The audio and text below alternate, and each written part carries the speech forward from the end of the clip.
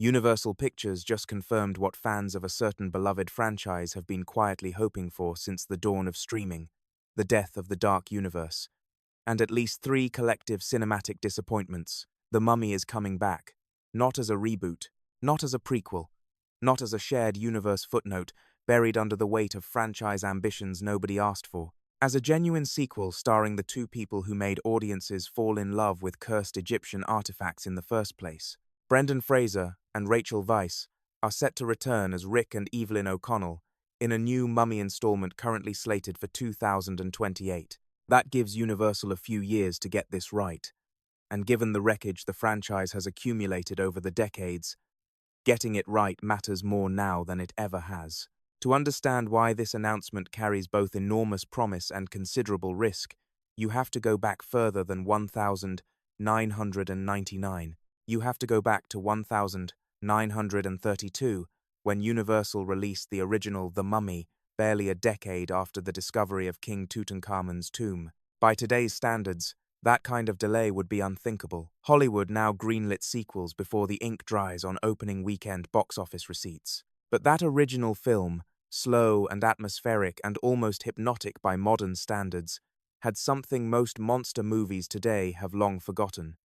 It had an emotional center. Imhotep was not trying to destroy the world. He was not building an army or executing a centuries-old revenge plot against an entire civilization. He was trying to get back to a woman he loved. That singular, almost unbearably human motivation, grief weaponized by obsession, is the foundational DNA of the entire Mummy mythology. And every version of this story that has worked traces directly back to it. When the 1999 film arrived and transformed Imhotep's tragedy into a full-throttle adventure blockbuster, it did something genuinely difficult. It scaled the emotion up alongside the spectacle. Gunfights, desert chases, sandstorms sculpted into screaming faces, and through all of it, a love story that gave the chaos a reason to exist. Brendan Fraser's Rick O'Connell was reckless and funny and surprisingly loyal in ways that snuck up on you. Rachel Weisz's Evelyn Carnahan was brilliant and curious, and entirely too willing to read aloud from ancient texts that clearly warned against being read aloud. Their chemistry was not manufactured, it was the beating heart of everything the movie got right. The result was something the industry rarely produces. A film that felt like Indiana Jones crossed with gothic romance. Held together by two people you genuinely wanted to watch fall in love while outrunning ancient evil. The 2001 sequel, The Mummy Returns, pushed harder on the action and introduced a child character and a Dwayne Johnson-sized Scorpion King, and while it kept the core relationship intact enough to remain watchable, the cracks were beginning to show. By 2008's The Mummy, Tomb of the Dragon Emperor, the cracks had become chasms.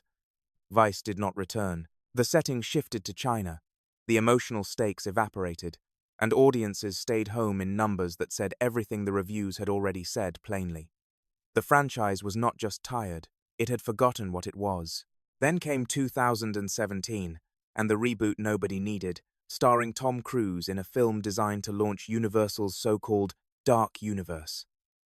A shared cinematic universe meant to revive classic monster properties under one sprawling franchise umbrella.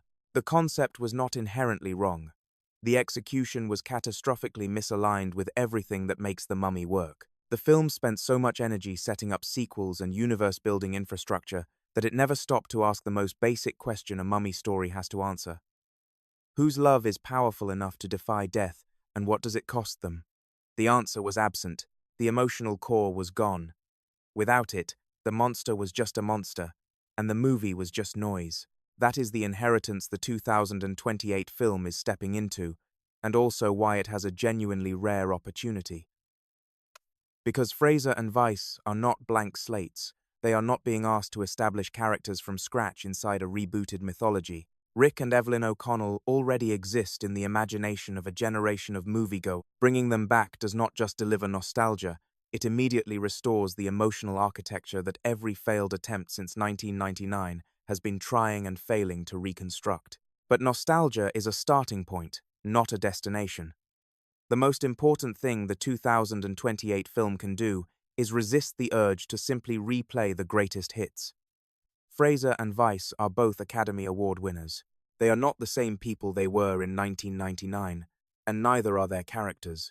Rick and Evelyn have presumably been living with the consequences of everything they survived: the resurrections, the curses, the close calls, the weight of knowing that the ancient world has a way of finding them no matter how far they try to run from it. A story that takes that seriously, that asks what it looks like when legendary adventurers have to reckon with legacy instead of just swashbuckling through another tomb, is a story worth telling. The structure of the best adventure films offers a clear blueprint.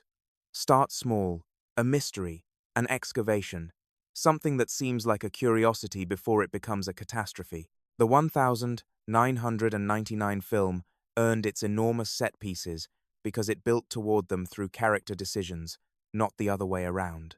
Let the audience remember who Rick and Evelyn are before reminding them what those two people can do when the stakes become existential. And then, once the resurrection has happened that never should have happened, and the ancient evil has been unleashed that was never meant to be awakened, push hard into territory where the emotional weight matches the spectacle. There is also an argument, perhaps the most compelling argument of all, for treating this film not as the start of another franchise cycle, but as a conclusion.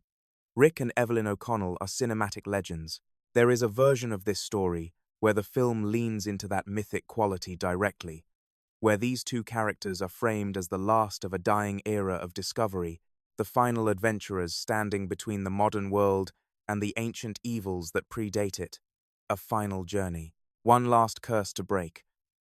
One last reckoning with a love so powerful it refuses to stay buried, mirroring the very obsession that made Imhotep a tragic figure in the first place. Sometimes the most powerful thing a franchise can do is give its heroes a proper ending rather than leaving every door open for a sequel that may never come. The Mummy has always been, at its core, a story about what happens when grief becomes so consuming it crosses a line that cannot be uncrossed.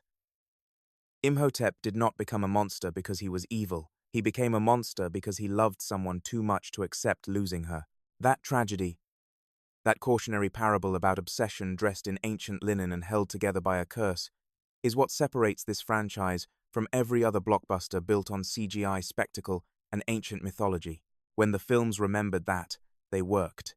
When they forgot it, they failed every single time, without exception. The question now is whether Universal and the filmmakers behind the 2028 installment understand the difference between the concept and the identity, between ancient Egyptian curses as a backdrop and the story of love refusing to die as the actual point. All the ingredients are there. The cast is back. The goodwill exists.